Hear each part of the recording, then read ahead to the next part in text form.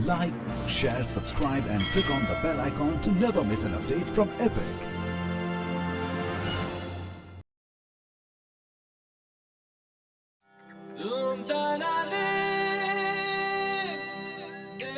खजाने अनगिनत और अनमोल ये भारत के कोने कोने में छिपे हुए हैं। ऐसा ही एक खजाना है हमारी सभ्यता का खाना।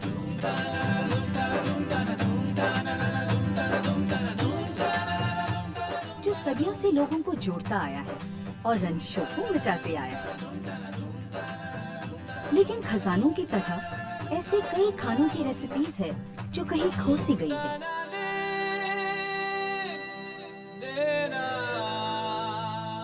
इन्हीं लॉस्ट रेसिपीज की खोज न सिर्फ हमें पूरा इंडिया घुमाएगी बल्कि कल्पना से परे जायकों से रूबरू करवाएगी। इन रेसिपीज को सिर्फ किताबों, कहानियों और यादों में नहीं बल्कि हर किचन में होना चाहिए। Lost recipes.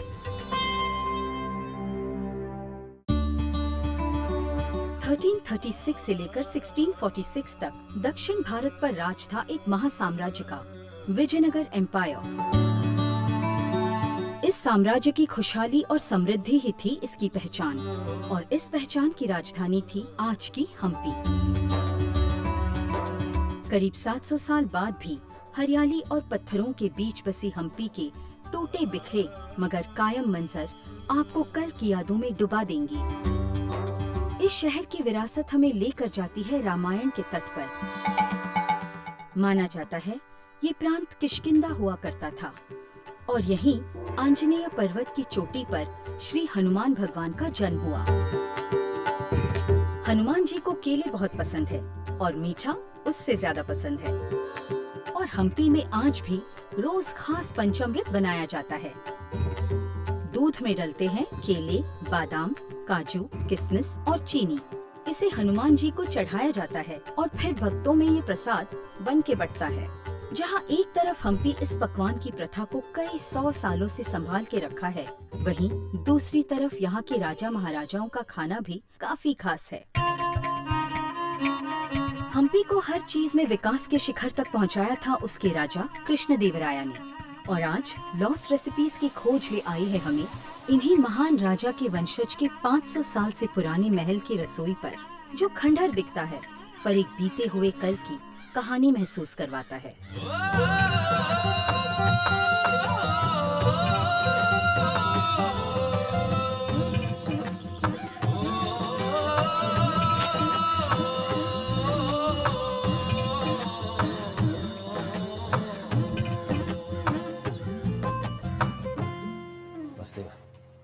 कैसे हैं आप? तो चलिए मैं इंट्रोड्यूस करता हूँ बहुत स्पेशल लोगों से। आप हैं राजमाता श्री चंद्रकांता देवी जी, और आप हैं इनकी बहू रानी रत्नाश्री जी। तो ये है आपका 500 साल पुराना राजमहल, और ये आपकी रसोई।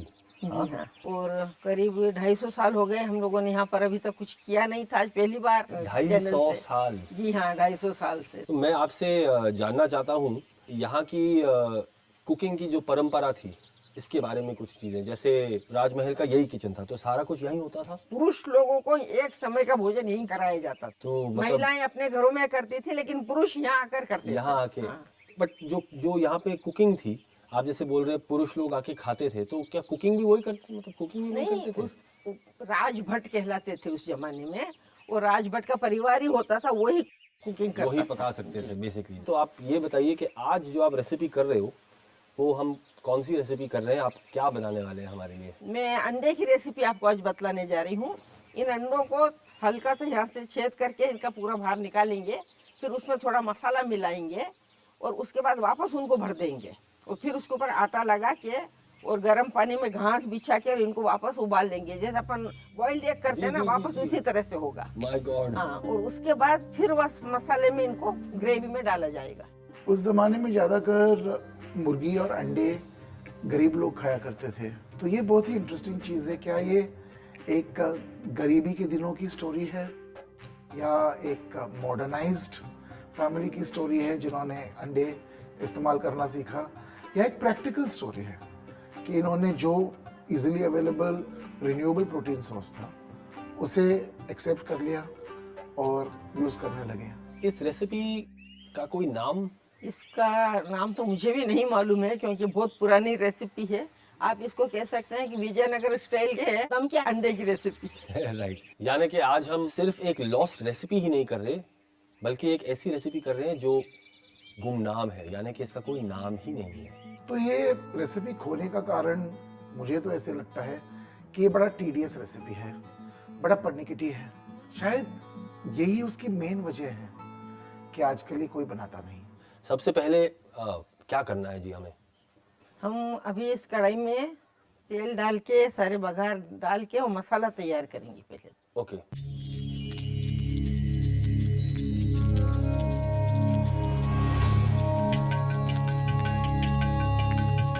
काली मिर्ची है, लवंग है, बड़ी इलायची है, दालचीनी है, तेज पत्ता भी है और पत्थर फूल भी है। अच्छा, पत्थर के फूल। और ये जीरा।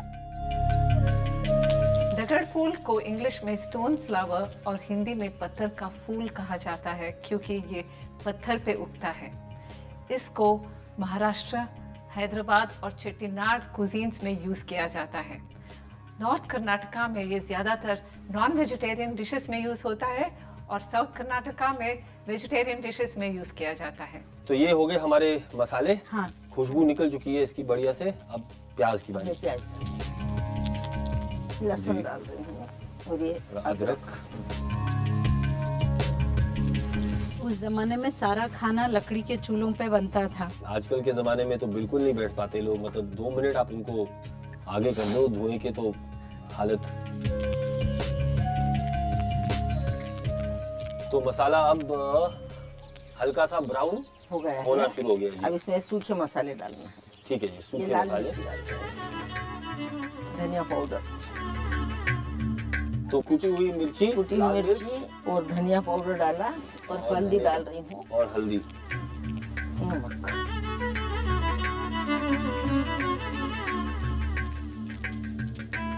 धनिया, बहुत ताजा फ्रेश धनिया।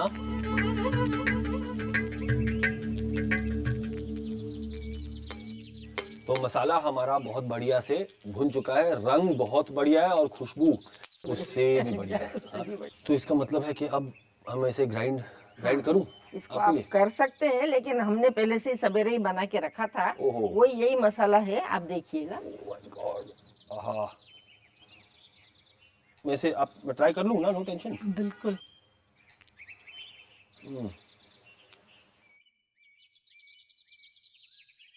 पंची, पंच मतलब दमदार। दमदार। Wow, superb. अब हमने क्या करना है जी इसमें? अब हमको अंडे में इसको भरना है मसाला। अंडे में हम इसे भरेंगे। अंडे में तो ये है इसकी बिल्कुल यूनिक टेक्निक इसकी।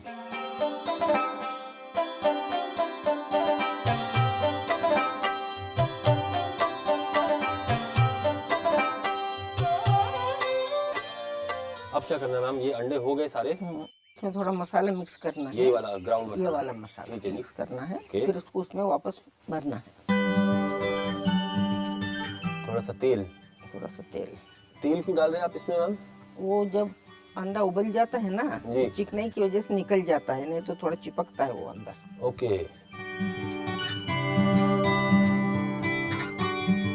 हमने घोल देना है बेसिकली, इसमें जितना हम डिसॉल्व कर सकें इसको अंडे में मसाला डाल के, और फिर आपने इसमें फिल करना है फिर से। वाओ।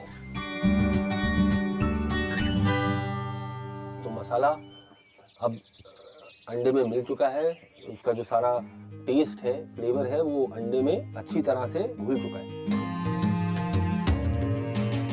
एक चीज का खास ध्यान रखेंगे जब फिलिंग करेंगे, जी आधे से बस थोड़ा सा ज्यादा फिल करना है।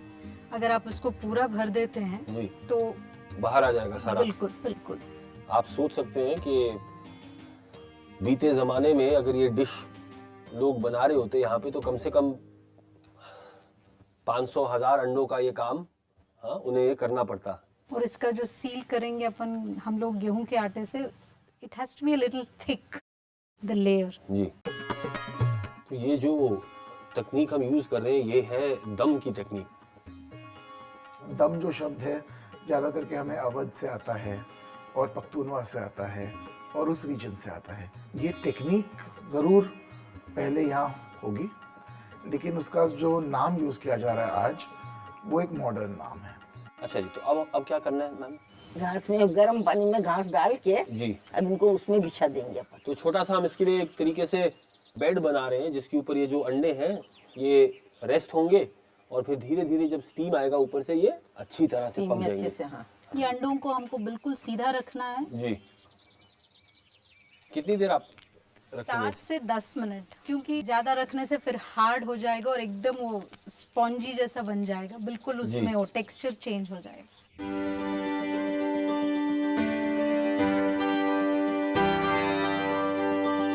तो आप चेक करें अंडे, हाँ, हो गया, बन ये हो गया। गया ना? हाँ, वाह, बन गया। चलिए मैं इसको ये आटे का रंग भी बदल गया, देखो।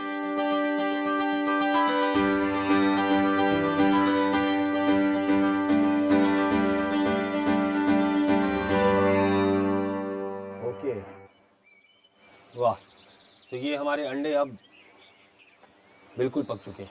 लवली, आटा भी सख्त हो चुका है, इसका मतलब ये पक गया पक है ना? गया है। अब हमने इन्हें ठंडा करना है थोड़ा सा। ठंडा करना है, ठीक है जी, तो हम इसे ठंडा करेंगे और तब तक ग्रेवी बना आप लेते ग्रेवी हैं। बनाना। ग्रेवी बनाते हैं।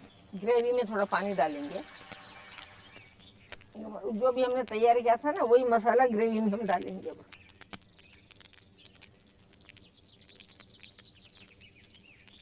पानी के साथ में हमने मसाला डाल दिया है, अब उबाल दिया है। आप थोड़ा और उबालेंगे इसको? नहीं, पक गया मसाला। हाँ, पक गया, मसाला पक चुका है और अब बस बाकी है इन अंडों को छीलना छील और के उसमें उसमें डालना। चलिए, ये तो मैं भी ट्राई करूंगा, एक पील करना।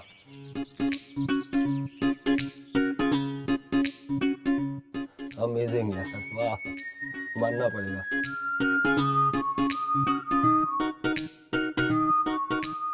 मुझे जो बढ़िया चीज लगी वो ये है कि जो अंडा है आपका बिल्कुल परफेक्टली पका है, मतलब सॉफ्ट भी है और बिल्कुल मतलब मखमली, परफेक्टली अंडा थोड़ा पक चुका ध्यान है। रखना पड़ता है, ज्यादा ओवर कुक नहीं होना चाहिए। बिल्कुल बिल्कुल। नहीं तो फिर वो थोड़ा कड़क हो जाता है। तो फाइनली हमारे ये जो दम के अंडे हैं ये हमारे मसाले में हम डाल रहे हैं इनको और खुशबू बहुत बढ़िया आ रही है, वंडरफुल। तो हमारे ये जो रेसिपी है हमारी, अब वो पूरी तरह से तैयार है। तैयार। अब बस हमने इसे परोसना है और फिर टेस्ट करना, करेक्ट ना? या आप मैं परोस। जी जी जी।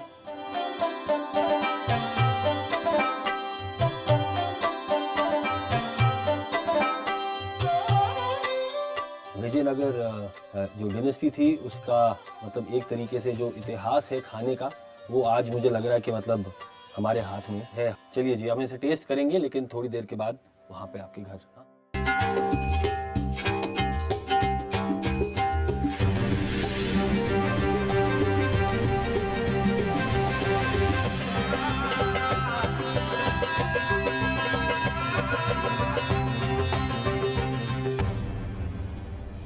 बहुत बढ़िया बना है जी, बहुत। और जो अंडा है उसके अंदर आप हल्का सा मसाला जो है उसका बिल्कुल बारीकी से उसका फ्लेवर आ रहा है और उसको आपने जो दम दिया है उससे वो बहुत ही जैसे बोलते हैं सॉफ्ट और परफेक्टली कुक हो चुका है हमारा अंडा। आप बताइए आपको कैसे लगा? आपने पहली बार ट्राई किया ना इसे? या पहली बार खाया हूँ और बहुत ही स्वादिष्ट है। लॉस्ट रेसिपी है, आज यहाँ पे हमने एक बार फिर से इसे जीवित किया है, आपने जीवित किया है इनफैक्ट। तो आप क्या ऐसे अब इस परंपरा को आप आगे ये अब जरूर बनाएंगे। बनाएंगे?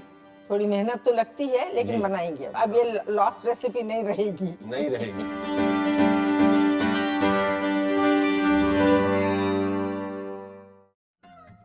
विजयनगर साम्राज्य की रसोई से लेकर अब तक उत्तर कर्नाटक के खान पान में तब्दीली तो दिखती है, लेकिन साथ ही साथ इस खाने में उस खोए हुए वक्त का एक स्वाद भी मिलता है।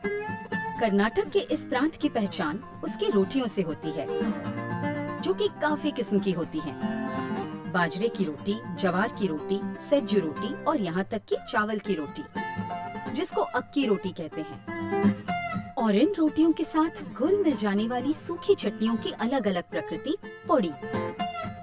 उत्तर कर्नाटक के हर घर का एक अहम हिस्सा है रोटी और पुड़ी। अब चाहे वो शहरों की भीड़ में हो या उन कई हजारों खेतों में जहाँ से कर्नाटक को मिलता है उसका चावल।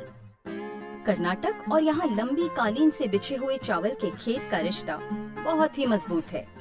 तो फिर क्यों ना एक लॉस्ट रेसिपी जिसमें चावल का इस्तेमाल हो और बने एक ऐसे शख्सियत के हाथ जो पूरे दिल से और पूरी सादगी से इस मिट्टी की हिफाजत करती हैं। तो आज शमा जी हम एक बहुत पुरानी रेसिपी बनाने वाले हैं और ये जो रेसिपी है ये आपको मिली है मनासोलासा। मानसोलासा एक 12th सेंचुरी में लिखा गया टेक्स्ट है जिसे कल्याणी चालुक्य वंश के राजा सोमेश्वर III ने लिखा है। मानसोलासा का मतलब होता है रिफ्रेशर ऑफ द माइंड। और एक इंसाइक्लोपीडिया है ऐसे देखे जाए तो। उसमें 100 अलग अलग चीज़ों के ऊपर लिखा गया है। एस्ट्रोनॉमी पे है, वॉरफेयर पे है, रूल पे है, कॉन्क्वेस्ट पे है। उसमें से एक पूरा चैप्टर है जो खान पान और खाद्य के ऊपर है और उसमें बड़े इंटरेस्टिंग रेसिपीज़ हैं। एक तो चूहों का मांस की रेसिपी है जो सब जन हमेशा याद करते हैं जब मानसोलासा का नाम लिया जाता है, लेकिन उसको छोड़ के भी बहुत सारे टेक्निक्स हैं और इस कारण से ये एक अमूल्य देन है हमारे लिए। सबसे इंटरेस्टिंग चीज़ मुझे एक्चुअली ये लगी है कि जो राजा थे इन्होंने रेसिपीज़ को लिखना ज़रूरी समझा। ये मेरे हिसाब से बहुत स्पेशल चीज़ है क्योंकि नॉर्मली ये होता नहीं है। राजा जो है वो लिखते हैं उनके जंगों के बारे में, उनके कॉन्क्वेस्ट होते हैं उसके बारे में। एक्चुअली वो ज़माने में राजा लोग थे, उनके बच्चे, उनके जो राजपुत्र थे, उनको नहीं तो चिल्ड्रन ऑफ नोबल ओरिजिन, उनको सभी 64 आर्ट सिखाते थे, 64 कला।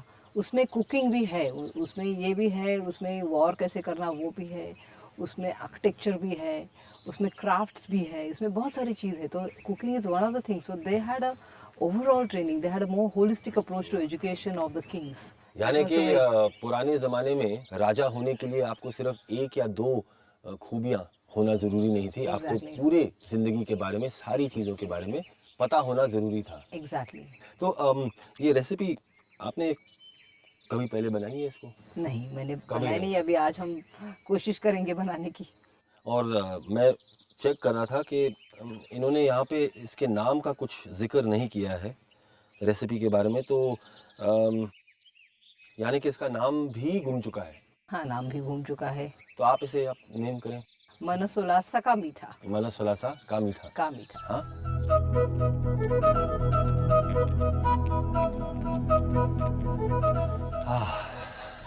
तो ये है आप वरलक्ष्मी जी, इज इट? हाँ, वरलक्ष्मी एक्चुअली यहाँ के बहुत पुराने फैमिली से है जी। और उनके साथ जो रेसिपीज है वो किसी के पास नहीं है और उनका टेस्ट जो है वो भी किसी के पास नहीं है। वाह वाह। तो ये सारी इंग्रेडिएंट्स हैं जी इस रेसिपी की।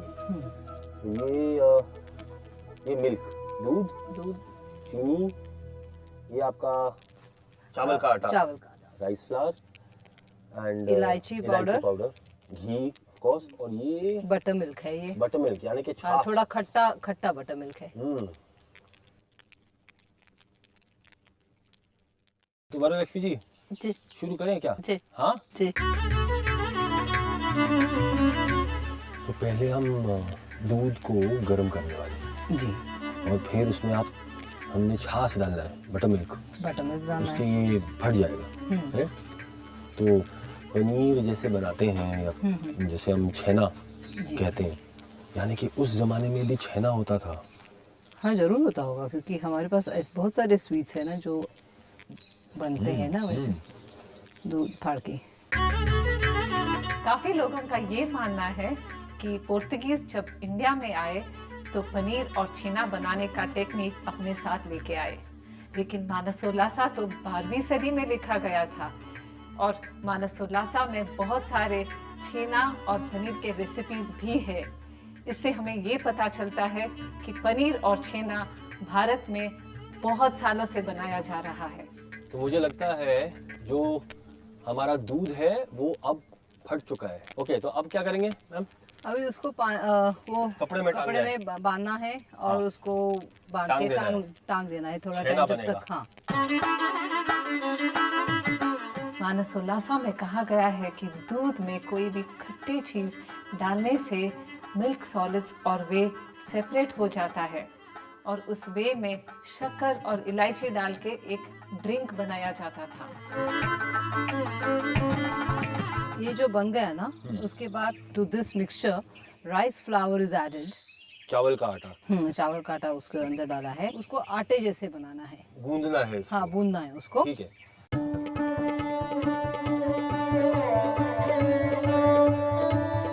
इसमें तो कुछ भी अंदाज, यानी कि हमें कितना सामान डालना है उसका कुछ अंदाज नहीं दिया है ये बुक में, रेसिपी में। और कोई भी मीठा होगा तो थोड़ा सा एकदम कम नमक जाता है, मगर ये भी बुरा नहीं उसमें, तो थोड़ा ब्लैंड जैसे होगा, ऐसे बिल्कुल ही, लगता है हाँ। मुझको। लेकिन मुझे लग रहा है थोड़ी सी इसमें जो खटास सी रहेगी वो छेने की वजह से, है ना? हाँ, उससे टेस्ट आएगी। बिल्कुल बिल्कुल। तो अब ये लगभग तैयार हो चुका है और अब हम इसमें आगे बढ़ेंगे।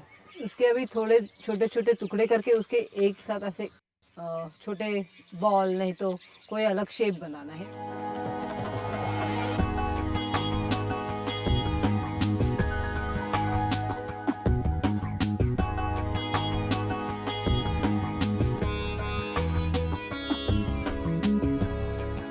और फिर उसके बाद में हमने इसमें घी में इसको उसको पकाना है है थोड़ा हाँ, सा। यानी कि फ्राई करना होगा।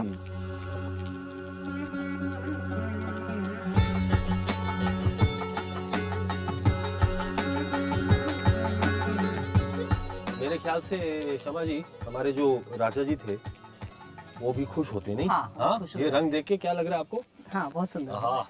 वरलक्ष्मी जी, मैंने सुना है शमा जी से कि आपके जैसा कुक हम्पी में नहीं है। हाँ, ऐसा कुछ नहीं है। ऐसा कुछ नहीं है। ऐसे बोलते रहते हैं। नहीं, मुझे तो लगता है ऐसा ही है।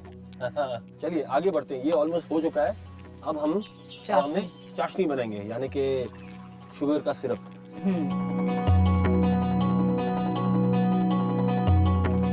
पूरी दुनिया में चीनी सबसे पहले इंडिया में ही बनाया गया था। चीनी का प्रोडक्शन इंडिया में 1st सेंचुरी BCE से ही डॉक्यूमेंटेड है और शुगर जो शब्द है वो संस्कृत वर्ड शर्करा से डिराइव किया गया है।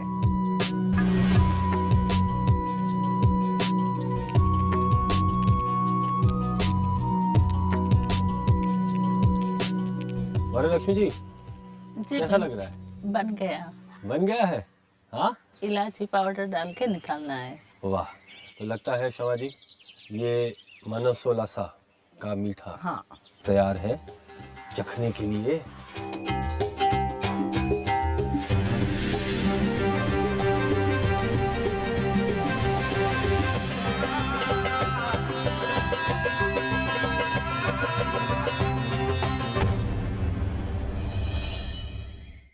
शमा जी, मुझे लगता है कि इस रेसिपी में मुझे हमारे प्यारे गुलाब जामुन की एक तस्वीर सी नजर आ रही है, यानी कि lost but not lost, it's evolved. Evolve. या डेफिनेटली। क्या लगता है आपको, है ना?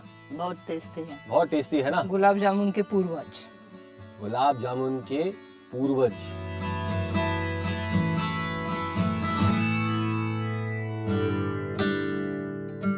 इतिहास और पुराण कथाओं के पन्नों में डूबकर आज हमने हम्पी के कई लॉस्ट रेसिपीज को उजागर किया है। और ये लॉस्ट रेसिपीज और भी खास इसलिए हैं क्योंकि ये इस लॉस्ट शहर हम्पी के खूबसूरत कल को भी बयां करती है। एक ऐसा अतीत जिसकी एक झलक आप भी महसूस कर सकते हैं इन कल की रेसिपीज को अपनी आज की रसोई में जिंदा रखकर।